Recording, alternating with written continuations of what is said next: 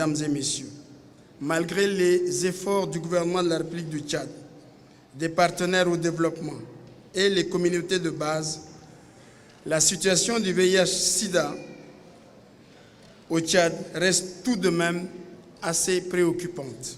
C'est pourquoi le président de la République, en personne, a demandé à ce que des innovations en termes de stratégie et d'approche soient introduites dans le plan d'accélération 2014-2017 pour plus d'impact dans les actions en faveur de lutte contre le sida. Ce plan nous donne toutes les orientations nécessaires afin de permettre de transcender les difficultés du passé et d'atteindre les résultats les plus satisfaisants en tenant compte de nos contraintes et des opportunités nouvelles.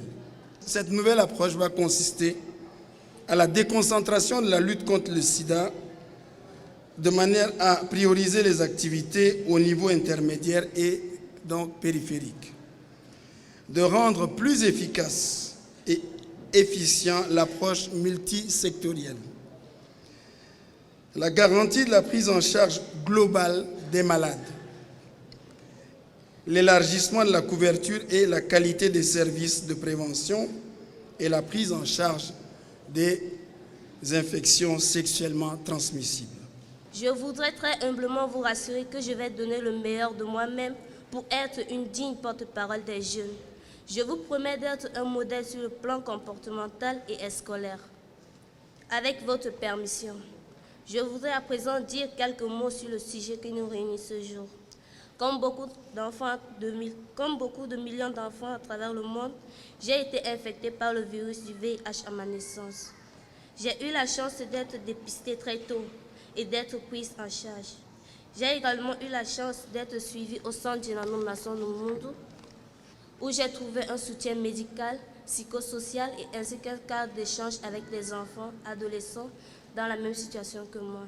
Et je suis heureuse d'être devant vous aujourd'hui.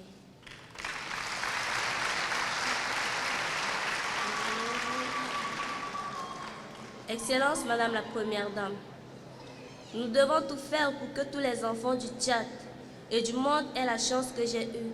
Ceci ne sera possible que si nous conjuguons nos efforts pour prévenir la transmission du VIH de la mère à l'enfant, pour prévenir les nouvelles infections au VIH parmi les jeunes et leur encourager à se faire dépister pour connaître leur état sérologique.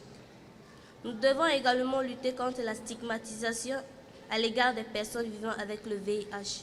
Nous portons le virus, certes, Mais nous restons des personnes comme vous, avec des droits et des devoirs. Je saisis l'opportunité de cette journée mondiale édition 2014 pour rendre un vibrant hommage à son Excellence, Madame Inda Déby Itno, pour le remarquable travail qu'elle a accompli pour la lutte contre le VIH-Sida, tant au niveau du Tchad que sur le continent africain. Avec la modestie qui la caractérise, peu de personnes dans cette salle savent qu'en septembre 2014, à New York, en marge de la 69e Assemblée générale des Nations unies, son Excellence Madame Inda Déby Itno a reçu des mains du directeur exécutif de l'ONU-SIDA, Michel Sidibé, un certificat de reconnaissance pour l'ensemble des actions qu'elle a menées et qu'elle continue de mener au sein de l'Organisation des Premières Dames d'Afrique contre le VIH-Sida. 2 mois à peine après New York, en association avec l'ONU-SIDA et le partenariat africain des médias radio-télévisés contre le VIH-Sida, son Excellence Madame Inda Déby Itno, en tant que présidente de l'OBDAS, vient de lancer, le 26 novembre 2014, une vaste campagne radiophonique et télévisée pour mettre fin aux nouvelles infections à VIH chez les enfants et faire en sorte que leurs mères restent en bonne santé.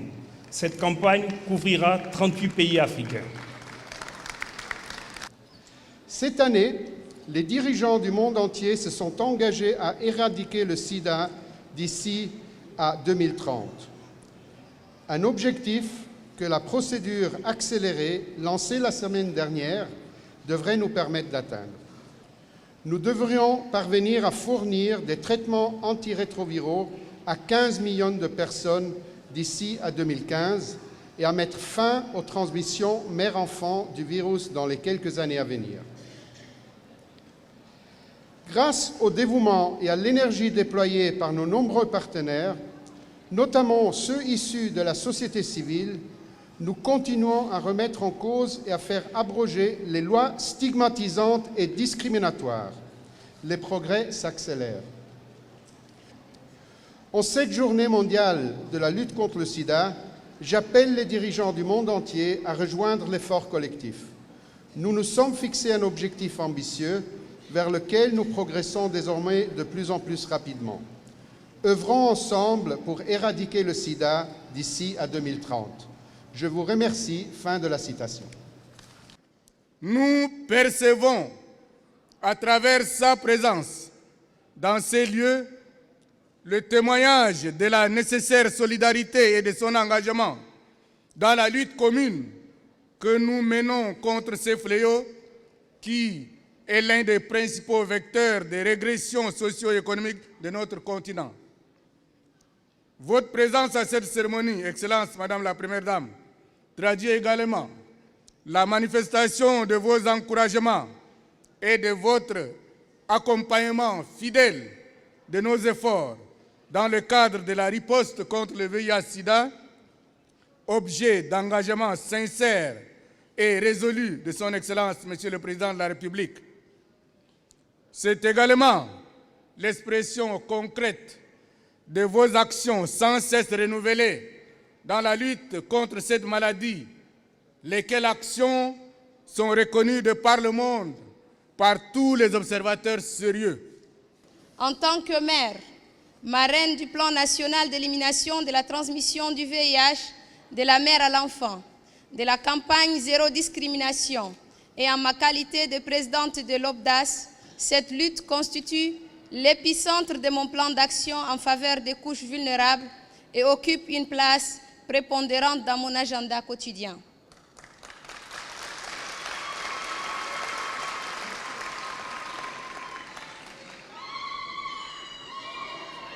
Mesdames et messieurs, depuis plusieurs années, des efforts considérables et conjugués ont été déployés pour lutter contre ce fléau.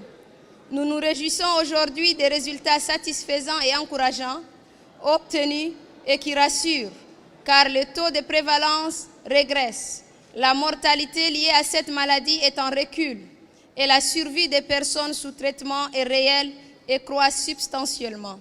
Cependant, nous devons noter qu'en dépit des acquis et progrès enregistrés, des défis majeurs restent à relever pour l'atteinte des objectifs du millénaire et pour l'accès universel de la prévention, au traitement et soins en matière de VIH-Sida. La Journée mondiale de lutte contre le sida édition 2014, placée sous le thème « Combler l'écart pour mettre fin à l'épidémie du sida d'ici 2030 », est une invite à l'endroit de nos gouvernements afin qu'ils redoublent d'efforts pour l'éradication de cette maladie. 15 ans pour combler l'écart, cela apparaît à première vue comme un exercice difficile, mais pas impossible. Il s'agit de développer des approches cohérentes, objectives et réalistes, basées sur la prise en charge réelle et totale des malades. Cela passe nécessairement par une campagne de sensibilisation accélérée au sein de nos populations, conduisant à la prise de conscience et à la responsabilisation de tous. Toutes ces actions doivent être au préalable soutenues par la mobilisation accrue des ressources humaines, financières et matérielles.